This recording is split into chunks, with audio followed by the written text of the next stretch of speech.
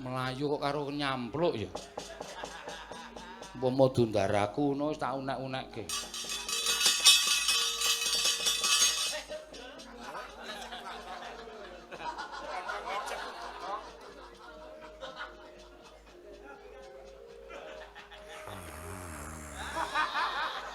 Andel ora. Ora sembodo karo nek lagi metu pertama wis. Waduh wis.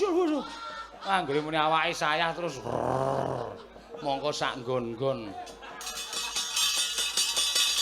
Wong kok kaya ngono ya iso-isone nglakoni.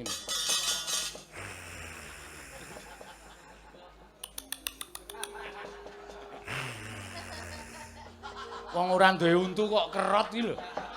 Sing kerot ki nggon apa?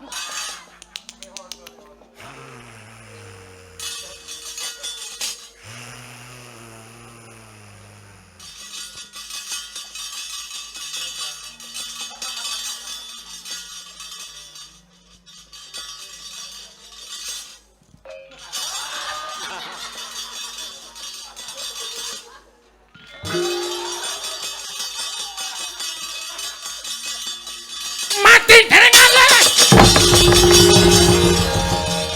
Asem. Elek aku nek ngono ki ra seneng aku terus. Gojek sing apik-apik wae rasa mlotroke kathok barang.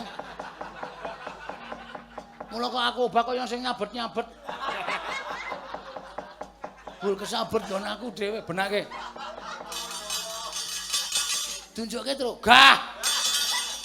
Kowe sing nyopot to, gawe ta terus. Wong gayane ora. Mbok ganti gong ora. Nganti kaya bolongan iki wis enem. Suwek kok saking ngambane. Kowe nek nganggo ora sok kleru apa piye? Besok tak kei nggon aku. Coba taleni. Dijitet ora. Konjur, kok nek gojekne ora ngono kuwi gak aku nek gojekne ngono kuwi. Marah isin nek gojek ngono. Untung ora ana wong, nek ana wong ora disoraki aku. Sarung diplotrokke, kathok diplotrokke. Kathok njero diplotrokke terus digetak. Ditenono kowe. Ha kowe tau ngapake aku. Kan ming tak taleni ro jempol. Salahe sikilmu nekuk. Das-dasane tak taleni ro jempol. Kowe tak getak ngolet ta ya kaya diplurut ta. Kae tak andani ya, lorone kliwat ukur kae. Omongi. Loro tenan kae. Tapi kan ra weruh wong. Heeh, kowe ngurusak kae. Suramane yo gedelok-delok kae yo.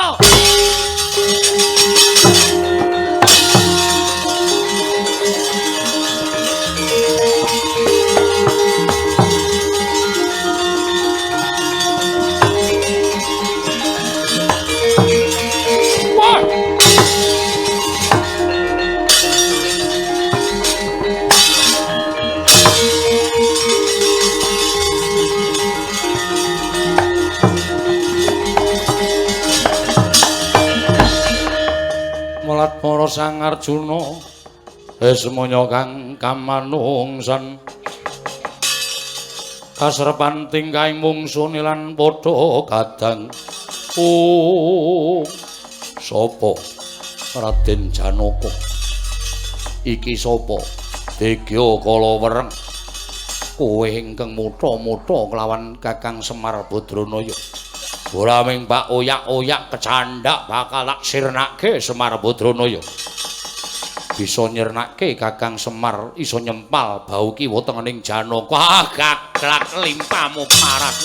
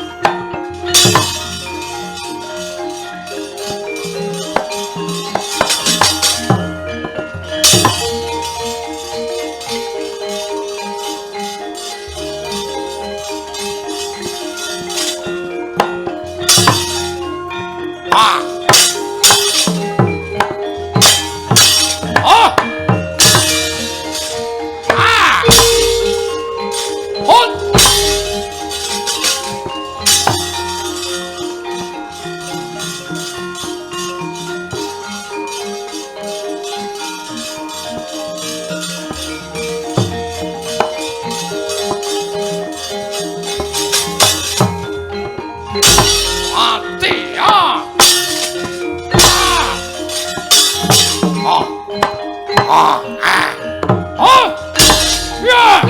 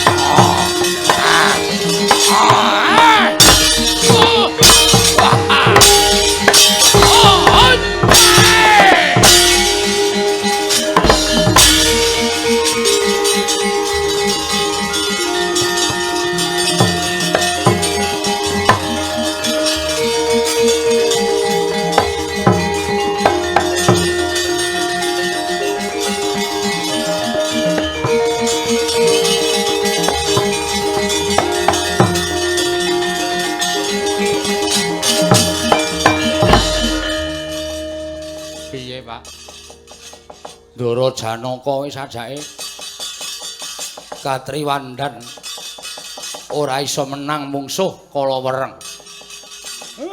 Ndaramu Janaka tak kon perang ki janjane mergo aku mlayu ngungkurke buta aku ora iso weruh kahanane Kalawereng. Ning bareng dheweke perang karo ndaramu Janaka ora pangling. Bathara Guru nyipta Kalawereng kuwi saka kedadian wujude ngaji gineng. Mula pendak-pendak buta kae mangap kok cangkeme gumebyar mawa cahya. Terus Den Mang ngasta jemparing. Iya Kakang Semar Petro nun jemparingku. Jemparinge ndoro nanti Ren? Bagong. Gong jemparinge ndoro nanti? Aduh tak nggo ngonceki tebu emang. Wis. Iki jemparing pusaka nggo ngonceki tebu ora. Ngelae. Yo. Nya. Niki Ndara? Iya. Kakang Semar sak banjure manginceng buta nika nek lagi gero utawa lagi nglokor mesti mangap. Cahya sing enten telake buta nika mang panah. Niku jalaran tekaning mati Ndara. Mengkono. Nggih. Ya yen pancen mengkono aku mung kari manut. Ndak wis padake sikik mengko yen butane mangap tak lepasane panah. Nggih. Kudu pener lho Den, ampun kaya bocah cilik. Iya Kakang Semar.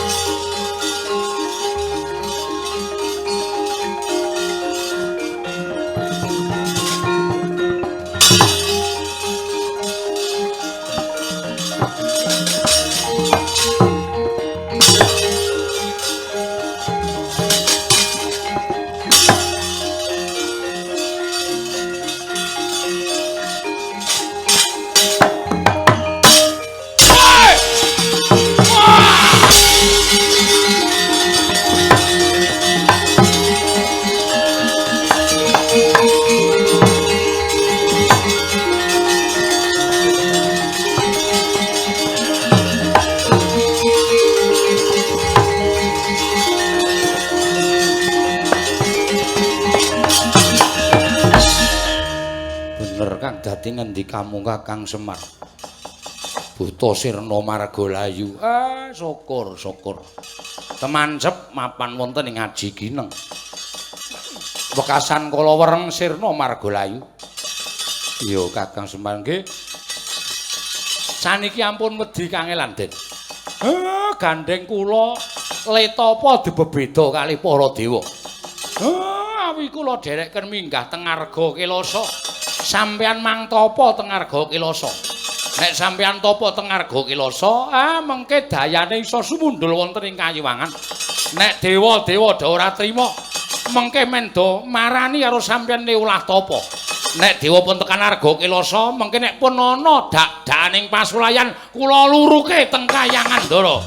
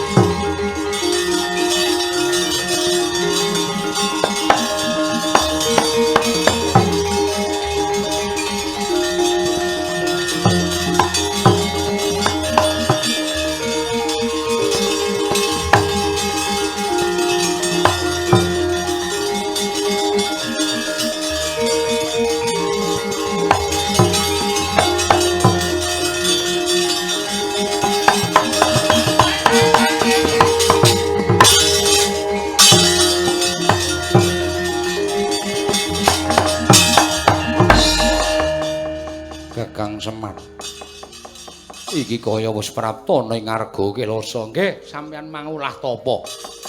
Sampeyan panglakoni tapa kula sing nunggu sampeyan. Mengke nek dewane do ora trima, nek dewane do murina. Kula sing tanggung jawab. Niki ajeng kula bales Manik Maya sing sewiyah-wiyah kalih kula nglakoni tapa wonten ing wana Jebres. Kula mboten nrimakaken Ndara. Iya, Kakang Nayanta pakuming kari pamut Kakang.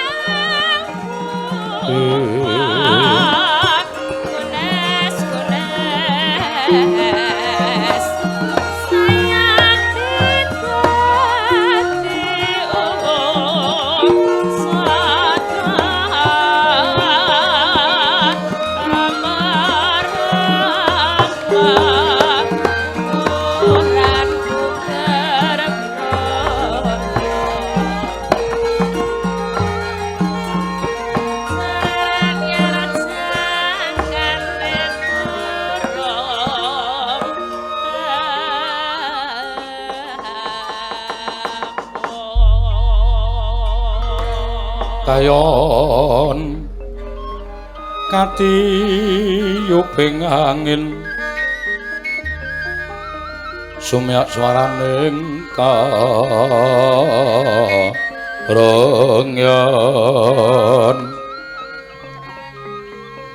samirana mawur kulawan riris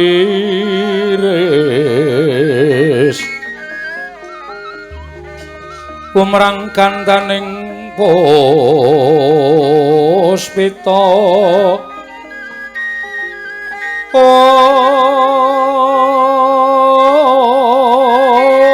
karenggan putyan ira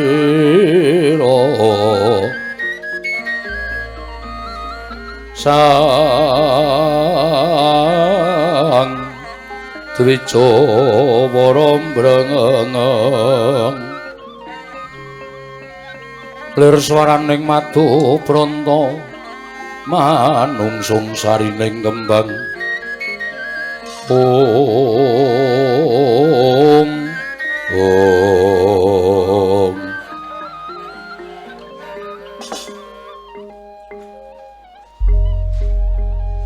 ngin angin amitit milir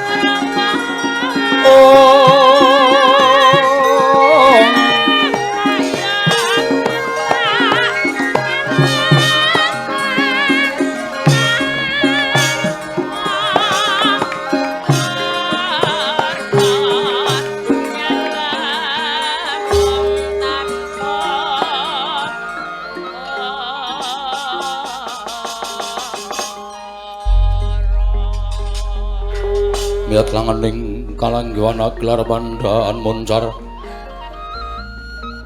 tinon lir kekonang surem sorotetan padang om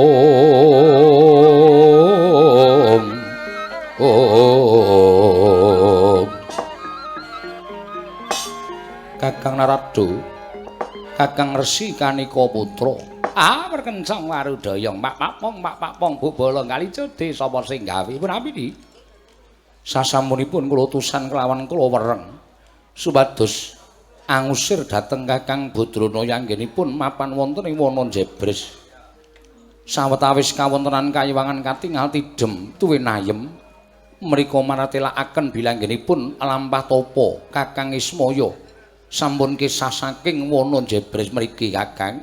Nggih. Mbok menawi mugi-mugi menawi dados pangandika Paduka Adi Pramesti Bathara Guru saged numusi di kala wereng saged anggusa dhateng pun Kyai Nayantaka anggenipun mapan tapa wonten ing wana Jebres. Kakang Rada kasinggihan mekaten.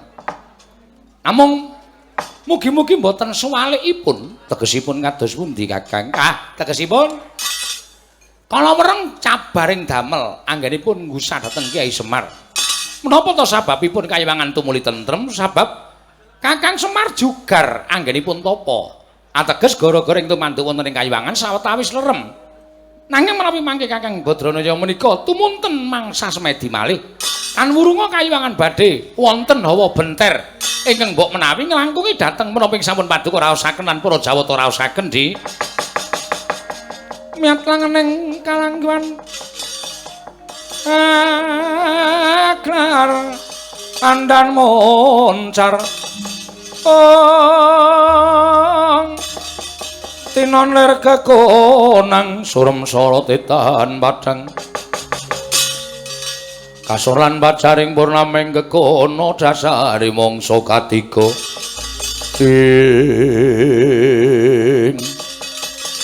dereng ngantos paripursa Hyang Manikmaya medhar pangandikan kasarusahanipun Sang Hyang Budawaka nyrepepeh pindha sata metarangan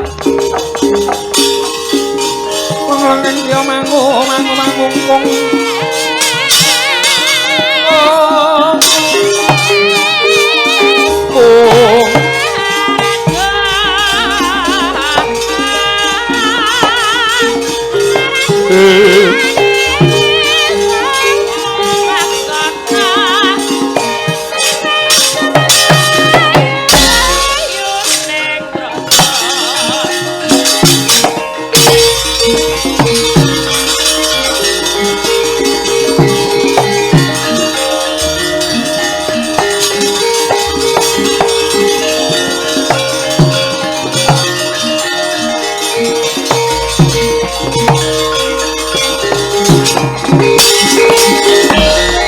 kuncing langit kalap-kalap katon lir kin saking risang mawe kandrung sabaran katulu wukir moyak mayik saking jas baliwur Bromo tanpa tinimbalan kita sowan ngabiyantara ning ngarsa ulun boyono parigawe apa Bathara Brama sewu-sewu kalepatanipun ingkang wayah Tadawadana pukulun sowan ngabiyantara Paduka Hyang Pramesti Bathara Guresti ning manah manung badhe munjuk atur ngersa Paduka Sang Hyang Manikmaya. Sira darbe atur apa mara gage matur marang panjenengan ulun. Mugi dados ning kawuningan bilih kala wereng ingkang sampun Paduka duta angusir dhateng Siwa Semar Badranaya sak mangke cabaring damel. Malah sak mangke pawarta ingkang sampun sumebar utusanipun Sang Hyang Manikmaya menika sampun sirna margalayu. Wondene sajaipun Siwa Badranaya sajak jarak perkawis kaliyan para Jawata ketitik nderekaken inggih menika pun wayah Paduka Janaka teteki wonten ing Arga Kilasa Hyang Adipukulun nyemanggaken anggen Paduka badhe paring pengadilan dhateng Janaka tuwin Siwa Badranaya.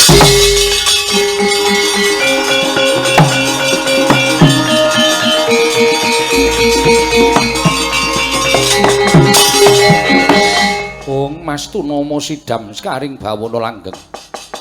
Kakang Narada, punapi? cetha lamun Kakang Badranaya kelawan Janaka jarak perkawis kalian Kayiwangan. Ketitik aturipun Brama ing mekaten menika kala wau. Wah, dalah piye to Kakang Badranaya iki kersane piye? Lah kok dadi malah kaya mengkono iki? Kakang Rada menika sampun cetha bilih Kakang Badranaya badhe ngraman wonten ing Kayiwangan Suralaya. Brama lan kita Indra Jugarna Janaka nitapa ning Arga Kilasa. Aja pati-pati kita bali marang Arsa Ulun lamun durung jugar Janaka lan lunga saka ing Arga Kilasa Brama apa dene kita Indra. Niat langening kalang wanaglar mandan.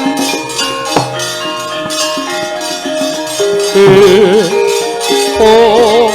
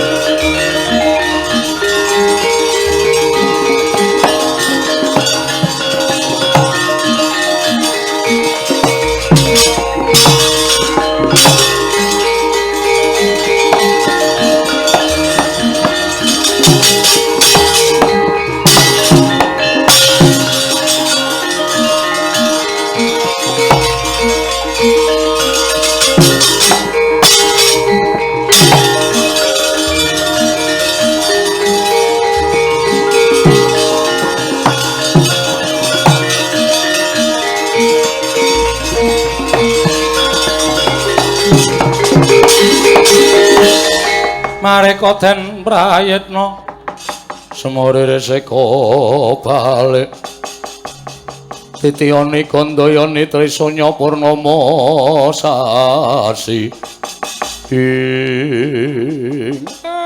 Indra karo Brama inggih siwa klingkeng sowan siwa klingkeng sowan nang apa kowe kok merpeki ndaraku ulah tapa ning Arga Kilasa Ayo Gage ora usah dadak mbok tutup-tutupi kok ora usah wedi karo Semar. Kowe dikongkon karo Manik Maya, ora ngono to? Inggih, kaleresan mekaten. Didhawuhi apa karo Manik Maya? Kinen jugaraken putu kula Janaka anggenipun lampah tapa wonten ing Arga Kilasa. Sabab dayanipun Janaka anggenipun olah tapa menika akarya gara-gara wonten ing Kayiwangan. Wah, aku iki gumun dewa iki ngopo to jane? Pendak sumuk sithik medhun ning jagat. Pendak sumuk sithik medhun ning jagat. Mbok tepas-tepas. Anggere muni ana kanan jagat eneng wong tapa mesti diparani. Eneng wong lakoni olah prihatin mesti diparani, dijugarake. Rumangsaku kok kaya ada kurang gawean to.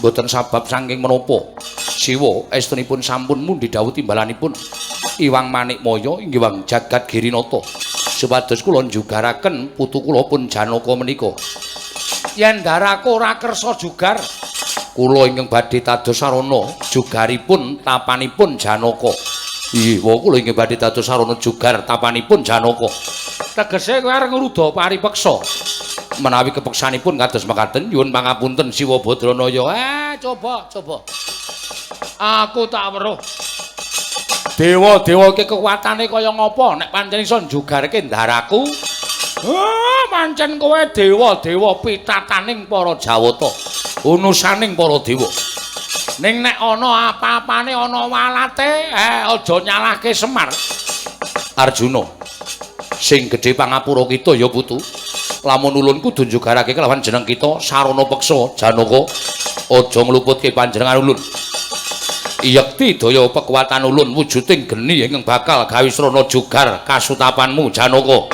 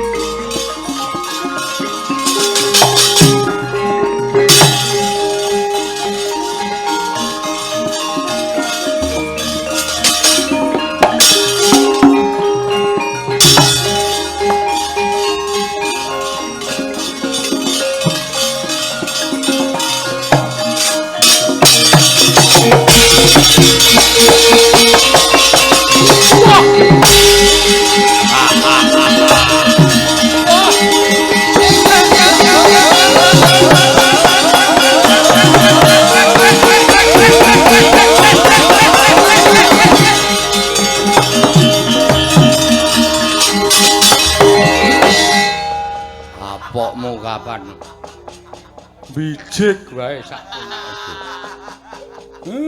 syukur Den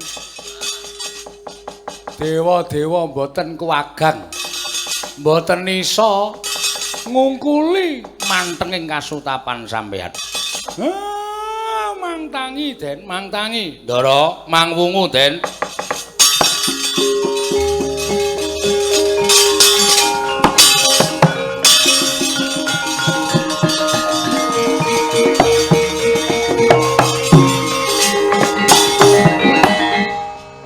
Kakang Semar kula Kakang Semar njugarake nggonku tapa nggih sebabe apa niki wis rampung le tapa teng Arga Kilasa lah kok ming sedhila nek suwe-suwe ajeng ngenteni napa jer sing kula gayuh wis kasembadan dewane wis kisruh gagas sampeyan tapa terus kudu kepiye awe niki sing teka teng mriki-riki dewa cilik-cilik sing kula butuhke dewa sing gedhe. Kersaning Kakang Semar. Mumpung anak-anak kula do ora weruh. Kula karo sampeyan munggah teng kayangan kula tak nanjihke karo Bathara Guru Ndara.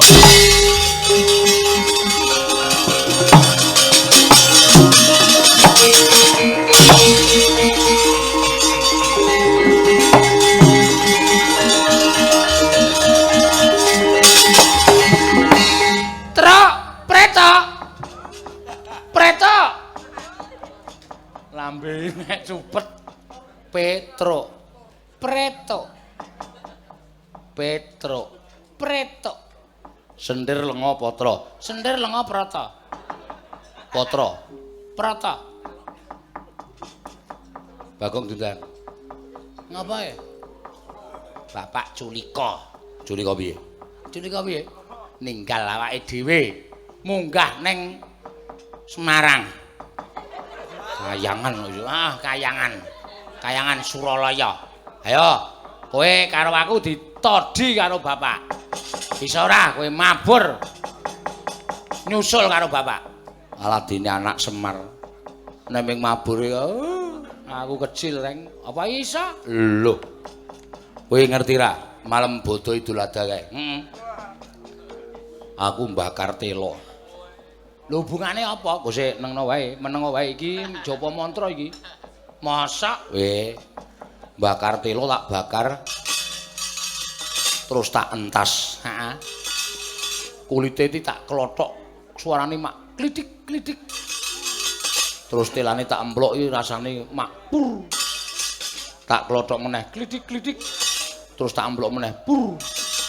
Klitik-klitik. Pur. Klitik-klitik. Pur. Pur. Kowe ngelmu tela. Edanane. Iya, padake ora duwe. Cinciripit gula batu kesepit. Iki ketake Japa Mantran ming ngawur-awuran kita iki. Kang jeneng cinciripit gula batu gejepit. Malah aku ora iso dhewe iki.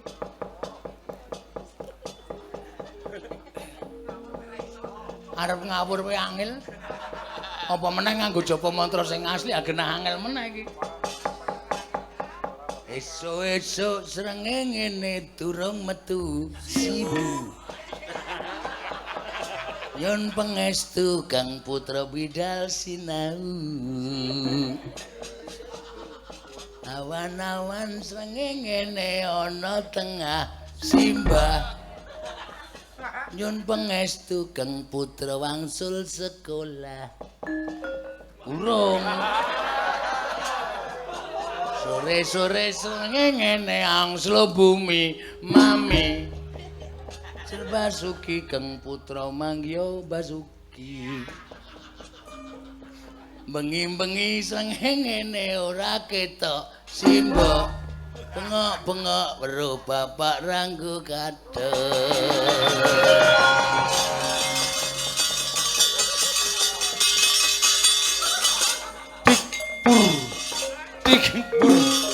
Tik-pur. Sing ciripit gula batu kecepit. Malah tiba. Wah, wis. Wela wetan tutupan kulon buntu. Kidul didandani. Lor dinggo jeblok tengah. Bengok-bengok weruh bapak ranggo kadek. Bengok-bengok weruh bapak ranggo kadek. Tik-pur.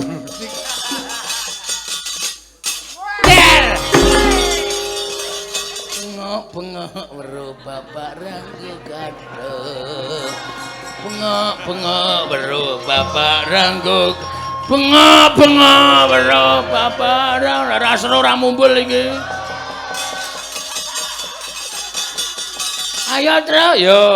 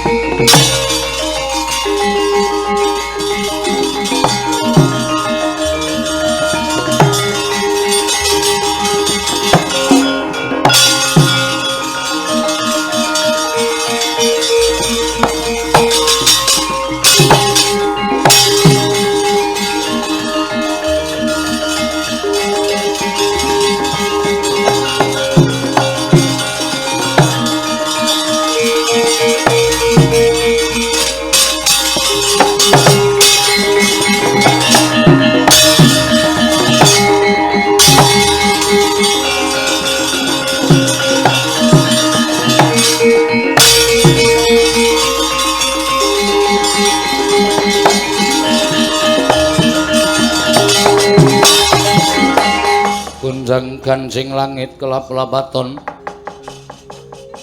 lerkin sanging risang mawe gandrung Kakang Semar. Wonten menapa dinendika Kakang rawuh wonten ing Suralaya? Aku jane arep takon karo kowe. Kowe iki jane piye to karo aku iki? Aku ki wis gelem dadi menungsa. Nalika kadewatan kowe adreng nggone kepengin dadi ratu ning dewa.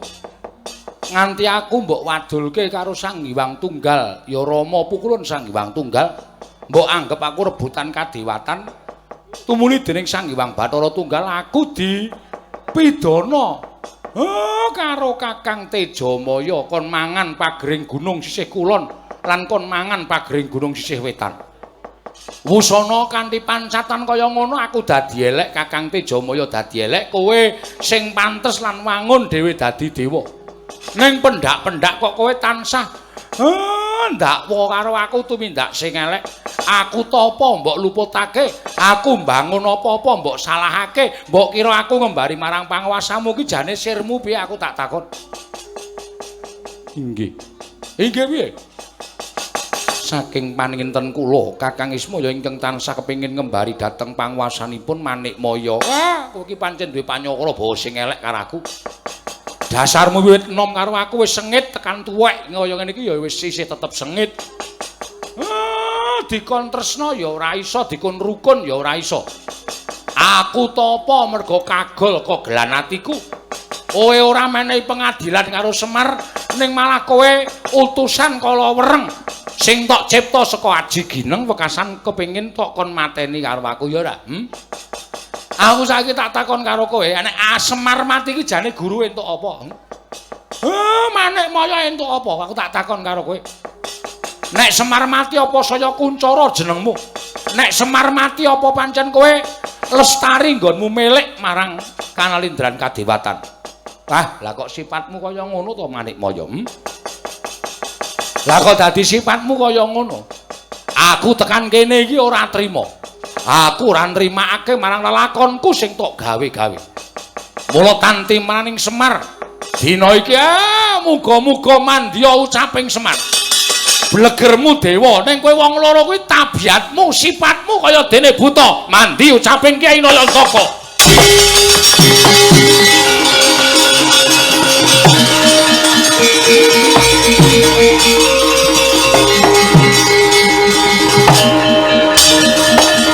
Oh aduh Kyai Kakang Semar.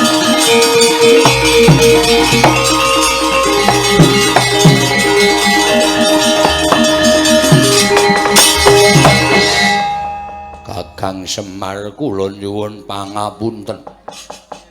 Biya sing pangandika panjenengan gumregel batos kula mboten kinten menawi wujud kados mekaten. Kakang Semar kula nyuwun pangapunten.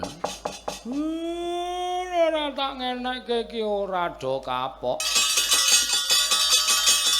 Bengok-bengok weruh tapak rangku kadek.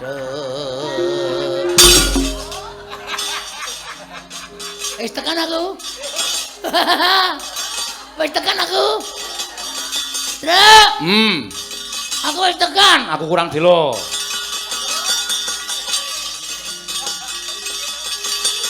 Dikpur. Dikpur. Gong minggir. Ora minggir kendlokan kowe. Aku wis sigap kok. Lah iya.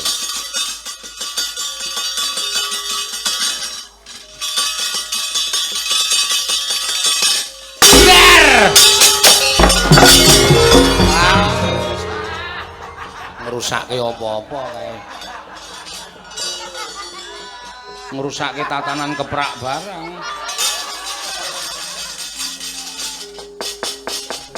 Ngembruki bifet.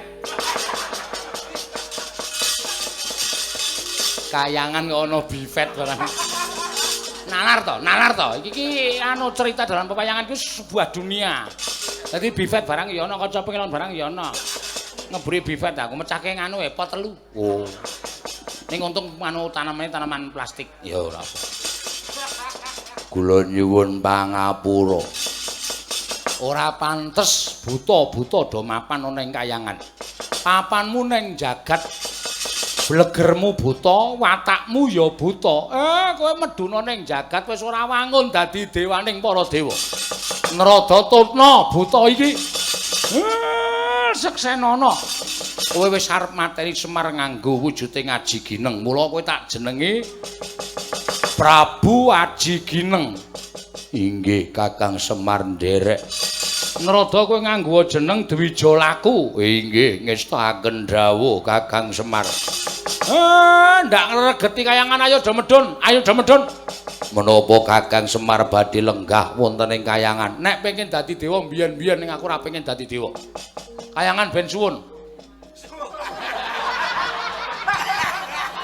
rasa kesusu. Rasa kesusu. Ben suwung. Kok ben suwun? Ora ben suwun. Ben suwung. Walik tengane.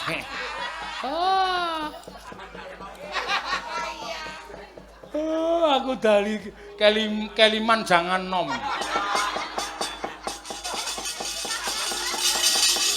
Kayangan ben suwung.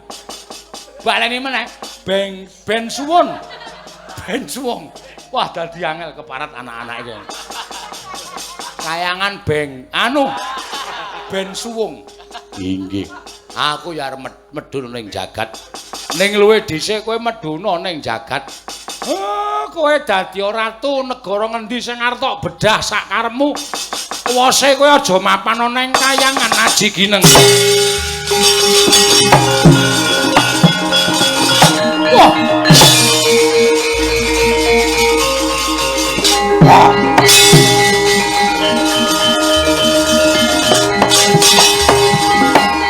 Mau sapa ya, Pak? Ae mau Bathara Guru karo Narada. Lho. Kok dadi batu? Buta. Kok dadi buta? Semar bapakmu iki nek wis nesu nyebda apa-apa iso mandi. Takono ndaramu sing saksi mata. Matane sapa, Pak? Matamu.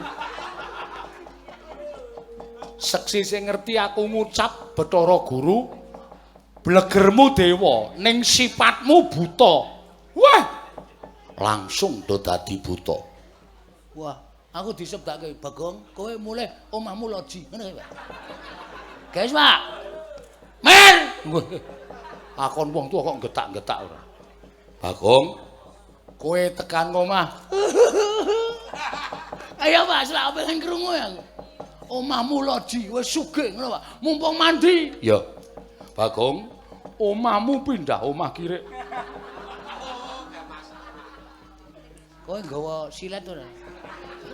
Arto kampake ora? Kuwi wong kon nyebdo anake men mulyae ora gelem kok ngono kuwi watake Semar. Oh, Semar bengok-bengok karo simbok rangko kathok. Oh.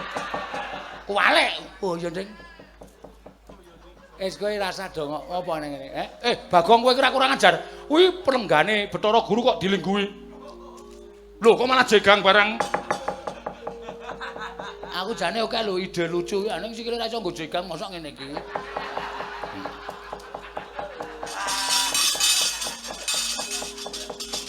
Pancen menungso ra tatanan ora. Kakang Semar nggih. Den awi. Buta loro nika ditututi alon-alon kaya ngopo? Polah gawene. Iya, Kakang Nayanta aku ming manut karo Kakang Semar. Mareka den mayata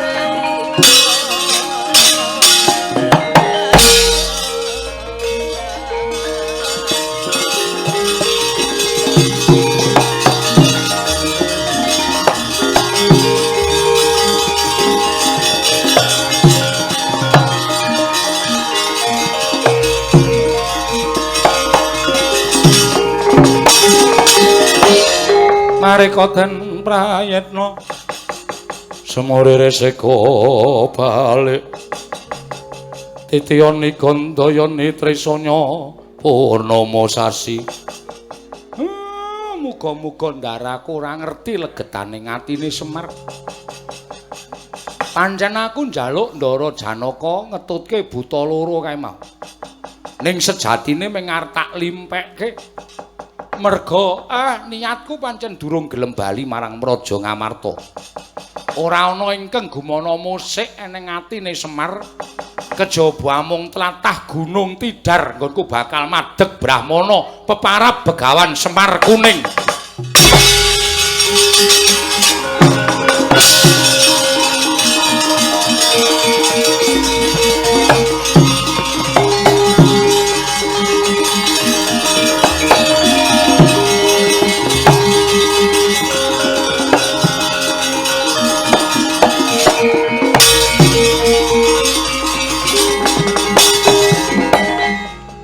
Garing dalem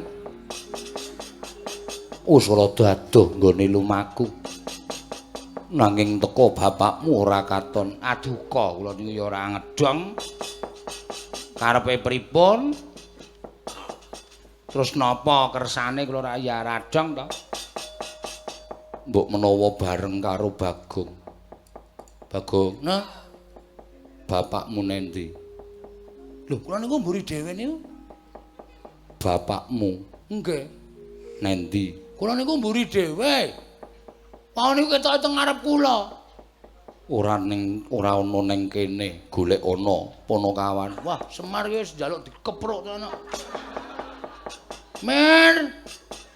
Semar how are you kene golek iki Pak nendi Pak Kene to, Truk, ngewangi to, Truk. Aku tak golek sebelah kene. Semar ki biasane sok tlusap-tlusup. Mir, wah Jan. Dalane mau ra iki to, Reng? Heeh. Lah kok saka kono tekan kene kok sepi ra ning wong. Nendi ya? Ora ngerti, ya nendi-nendi aku ora paham. Wah, wis gawe masalah meneh tenan cah iki Jan kandhane tenan. Aku ora diraono kene ya ora ono rek. Wah, mboten nanteni pripun, Dara?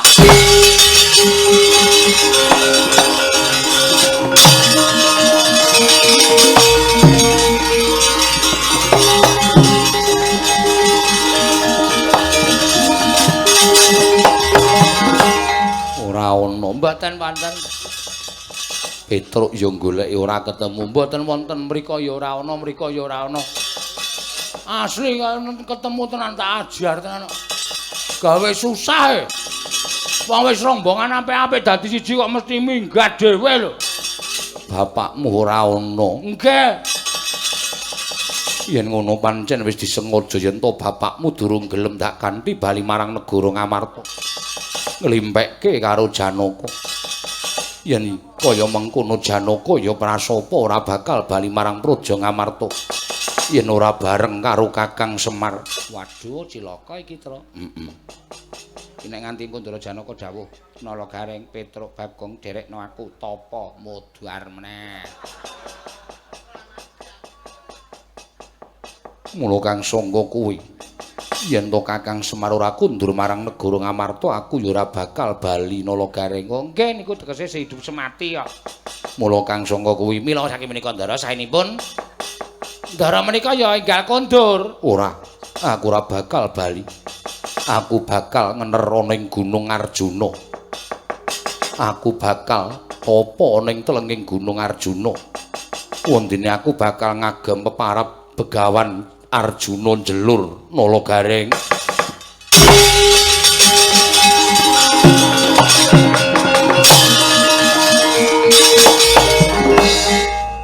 Piye? Modar wae. Asli modar wae. Kowe arep ning Gunung Arjuna nderek Ndara Janaka, Ndara Janaka nek tapa pirang-pirang sasi sok-sok nganti tekan setahun. Modar. Arep mule dalane ngendi? Ayo. Waduh. Piye, Gong? Seksenana, Truk. Aku arep ning Gunung Kemukus. Ngopo? Jejuluk Begawan Germo sono to. Ngawur.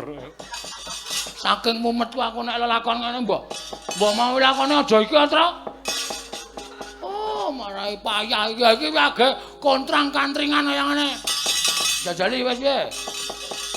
Monggo kenderekke Semar awak dhewe ya urung sarapan ya. Wah iya kuwi sing dipikir kaya ngono kuwi. Wong urip iki paling utama kesehatan. Kesehatan kudu nomor 1. Iya, aku nek caraku apike aku arep nderek Janaka wae. Nderek Dara Janaka tapa ning Gunung Arjuna, ning kono mesti alas. Alas mesti wohe akeh. Nek ming pace. Karo muntal pace ya. Stroke iye we. Ayo saurarane ya jambu mete wae ana. Ora usah jambu mete, golek jambuwe templeke metemu iki. Wis kaya jambu mete. Aku nek karo kakangne jan tegel tenan. Mau pikirane kok ora tekan anak bojomu sing ngopeni sapa? Mbok nganggo mikir. Piye, Truk? Saiki ngene wae. Apa jenenge iki? Printing, Truk. Printing. Kuwi lho hitungan kuwi lho. Wah, alah voting. Heeh, maksudku kuwi. Printing iki di-print ngono kae di-printing. Iki meng sak printing kowe arep mecatke nyawa wiyaga. Le mengguk nganti ra karuan. Apa ting? Ya. Cat telu. Rene. Ya. Terus sih. Ya.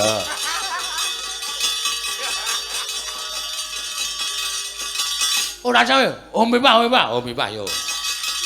Sing menang nderek Ndara Janaka. Heeh, sing kalah mulih. Iya. Ompipah dhewe. Oh iki ompipah kok jempol iki ngapa?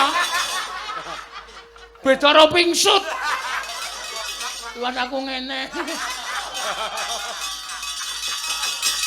Mlumah karo mengkurep. Wah, aku seneng mlumah. Nah mlumah ki iso betas.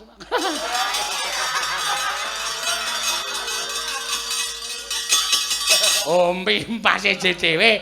Ompi pase dhewe menang kowe. Ngapa e? Mau jempol kok dadak ditresepke driji ki ngapa? Jempol ya jempol. Saya kurang ajar ora. Jempol kok ditresepke driji barang. Ngono iki. Iki arep tak ngonoke. Iki kesrimpet kene. Ya kuwi pancen setan ora. Menungso ora tatanan.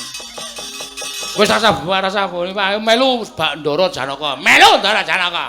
Melu ya, Truk, melu. Piye, Gong? Wah, aku ora ndek kanca iki. Aku tak mulai, Truk. Ya wis, nek mulai ora apa-apa. Kae jute. Lho.